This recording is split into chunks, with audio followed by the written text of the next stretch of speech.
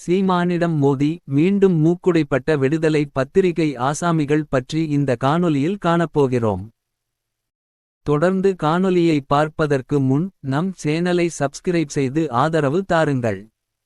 உங்கள் ஆதரவு நமக்கு ஊக்கமளித்து இன்னும் நம் பங்களிப்பை சிறப்பாக செய்ய உதவும். நன்றி. இனி காணொளி. சீமானை பற்றி தீக்க ஆசாமிகள் ஆகஸ்ட் 4, 25 நாள் விடுதலையில் மீண்டும் ஆடு மாடுகளை மேய்க்கப் போக வேண்டுமா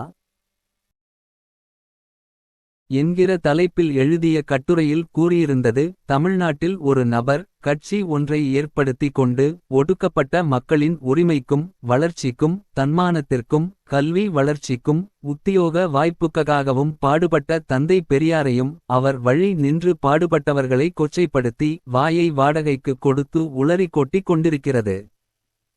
இதுகளுக்கு 8% வாக்குகள் இருக்கின்றனவாம். ஏன் 80% என்று கூட சொல்லிக் கொள்ளலாமே. யார் தடுக்கப் போகிறார்கள்? விபூதி வீரமுத்து சாமி என்றும் அணுகுண்டு ஐயாவு என்றும் ஒரு காலத்தில் தந்தை பெரியார் பற்றியும் நம் இயக்கத்தைப் பற்றியும் துர்நாற்றம் எடுக்க கூலிக்கு மாரடித்ததுண்டு. அதே விபூதி வீரமுத்து தஞ்சை பொதுக்கூட்டத்தில் திராவிடர் கழகத் தலைவர் ஆசிரியரை கூட்ட மேடையில் சந்தித்து மாலை அணிவித்து மன்னிப்பு கேட்டதும் உண்டு என்பதையும் நினைவூட்டுகிறோம் என எழுதியிருந்தது. தீக்க ஆசாமிகளுக்கு பிறர் தங்களிடம் மன்னிப்பு கேட்ட கதையையெல்லாம் சொல்லி காட்டி புலகாங்கிதம் அடைந்து பெருமைப்பட்டு கொள்ளக்கூடிய செயலென்றால் பகத்சிங் குறித்து புத்தகம் வெளியிட்டதற்காக தங்கள் மீது நடவடிக்கை எடுப்பதிலிருந்து தப்பிக்க ஈ.வே. ராமசாமி ஆங்கிலேய ஏகாதிபத்தியத்திடம் மன்னிப்பு கேட்ட அருவருக்கத்தக்க செயலுக்கு என்ன நியாயம் கற்பிப்பார்கள்? பெருமைப்படுவார்களா? தன்மானத்திற்காக பாடுபட்டாராம் ஈ.வே. ராமசாமி. சொந்த புத்தி வேண்டாம், ஈ.வே. ராமசாமி புத்தி போதும் என கூறும் அடிமைகளை உருவாக்கி வைத்துவிட்டு நான் சொல்வதை கண்ணை மூடிக்கொண்டு பின்பற்று என தம் அடிமைகளுக்கு சொல்லுகிற ஈ.வே. ராமசாமி தன்மானத்தை போதித்தாராம். மேலும் ஒருவன் தான் செய்கிற தர்மத்தை பிறர் தங்கள் தவறான காரியத்திற்கு கேட்ட மன்னிப்பு என்பனவற்றை சொல்லி காட்டுபவன் அயோக்கியனே. அந்த அயோக்கியத்தனத்தை வெட்கமில்லாமல் செய்பவர்கள் தீக்கவினர். மேலும் என்ன சொல்ல வருகிறார் கட்டுரையாளர்? இப்போது ஈ.வே. ராமசாமியை விமர்சிப்போர் நாளை மன்னிப்பு கேட்பார்கள் என்றா? கனவிலும் நடக்க இயலாது. கூலிக்கு மாரடிக்கிற கூட்டம் வேண்டுமானால் இவர்களிடம் மன்னிப்பு கேட்கலாம். காரணம் இதுகளே ஓசி சோறுகள்தானே.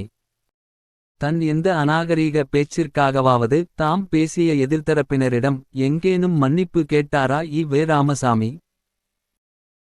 தம் 21ஆம் பக்க இறுதி பேச்சில் மனைவியை கொடுத்தாவது ஓட்டு வாங்குவான் என கூறி திமுகவினரின் வீட்டு பெண்களை இழிவாக பேசியதற்கு ஈ.வே. ராமசாமி மன்னிப்பா கேட்டார்? இல்லையே. தாங்கள் பேசிய பேச்சு சரி என 100% நம்புபவன் எப்போதும் மன்னிப்பு கேட்க மாட்டான். அதுபோல் ஈ.வே. ராமசாமி குறித்து தாங்கள் பேசுகிற பேச்சுக்காக சீமானிலிருந்து வேறு எவருமே இனி மன்னிப்பு கேட்க மாட்டார்கள். ரஜினியே மன்னிப்பு கேட்க முடியாது எனதானே சொன்னார். திராவிடர் கழக விடுதலை பத்திரிகை கூமுட்டைகளுக்கு ஒன்றே ஒன்று தான் சொல்ல வேண்டியுள்ளது.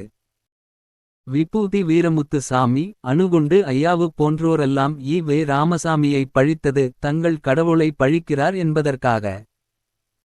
இன்றைய தலைமுறையில் நாம் ஈ.வே. ராமசாமியை விமர்சிப்பது கடவுளை விமர்சித்தார் என்பதற்காக அல்ல.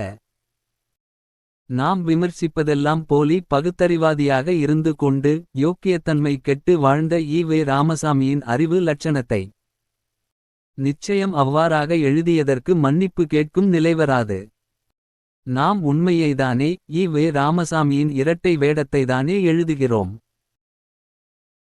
சாதி இருக்கிறது என்பதற்காக அரசியல் சட்டத்தை கொளுத்தியதாக சொல்லி கொண்ட ஈ.வே. ராமசாமி தான் தன் சாதிக்காரனுக்காக நாயக்கமார்களுக்கு நாமஞ்சாத்திவிட்டார்களே என ஒப்பாரி மேல் ஒப்பாரி வைத்தார் என்கிற உண்மையை எழுதும்போது தீக்க ஆசாமிகளுக்கல்லவா வியர்க்கும். ஐயையோ, ஈ.வே. ராமசாமி அம்பலப்பட்டுவிட்டாரென. இந்த ஈ.வே. ராமசாமியா சாதி ஒழிப்பு என்று கேட்டதற்கு நாம் மன்னிப்பு கேட்போமாம். திருமணம் பெண்களை அடிமைப்படுத்துகிறது. திருமண முறையையே தடை செய்ய வேண்டும். என சொன்ன ராமசாமியை சுட்டிக்காட்டி, எதற்கடா தாம் சொன்னதற்கு மாறாக 2 கல்யாணம் பண்ணினார் வெட்கமே இல்லாமல். என நாம் கேட்டால், கேட்டதற்கு மன்னிப்பு கேட்க வேண்டியது நாமில்லை. 2 கல்யாணம் முடித்த ராமசாமி தான் ஒன்றல்ல 2 கல்யாணம் முடித்ததற்கு 2 முறை மன்னிப்பு கேட்க வேண்டும். இறுதியாக ஆசாமிகளின் போலி பகுத்தறிவையும், ஏன் அதுகள் படுகேவலமாக விமர்சிக்கப்படுகிறார்கள் என்பதை ஒரு சிறு உதாரணம் கொண்டு பார்ப்போம். சில தினங்களுக்கு முன் 20 ஆகஸ்ட் 25 நாள் விடுதலையில், நரேந்திர தபோல்கர் நினைவு நாள் ஆகஸ்ட் 20 2013 என்கிற தலைப்பில் வந்த செய்தியில், 2013ஆம் ஆண்டு ஆகஸ்ட் 20ஆம் தேதி புனே நகரில் நடைபயிற்சி மேற்கொண்டிருந்தபோது, அவர் அடையாளம் தெரியாத நபர்களால் சுட்டுக்கொல்லப்பட்டார். அவரது மரணம் பகுத்தறிவு மற்றும் அறிவியல் சிந்தனையை நிலைநாட்டப் போராடும் பலரை அதிர்ச்சியடையச் செய்தது என குறிப்பிட்டிருந்தது. இந்த விஷயத்தில் நமக்குள்ள அதிர்ச்சி என்னவென்றால், தபோல்கர் படுகொலையைப் பற்றி எழுதிய ஆசாமிகள், இஸ்லாமிய நாத்திகவாதி சல்மான் ருஷ்டி மீது நடத்தப்பட்ட கொடூர தாக்குதலில் அவர் தம் ஒரு கண் பார்வையை இழந்ததைப் பற்றி தம் பத்திரிகையிலேயே எழுதாதது. நரேந்திர தபோல்கர் நாத்திகவாதிதான். சல்மான் ருஷ்டியும் நாத்திகவாதிதான். ஆனால் இருவர் மீதான தாக்குதலையும் ஒன்று போல் விமர்சிக்க வேண்டும் என்கிற அறிவு ஆசாமிகளுக்கு இல்லாததற்கு என்ன காரணம்? தபோல்கர் இந்து நாத்திகவாதியாம், சல்மான் ருஷ்டி இஸ்லாமிய நாத்திகவாதியாம். அதனால் சல்மான் ருஷ்டியை விமர்சிக்க ஆசாமிகளுக்கு பயமாக உள்ளதாம். தொடை நடுங்கி பேர்வழிகள். நாத்திகவாதிகளையே மதரீதியாக பிரித்து பார்த்து விமர்சிக்கிற பயந்தாங்கொள்ளி தன்மையேதானே விமர்சிப்பது. இந்த பயந்தாங்கொள்ளி தன்மைக்கு ஆசாமிகள் என்ன விளக்கெண்ணை சமாதானம் தருவார்கள்?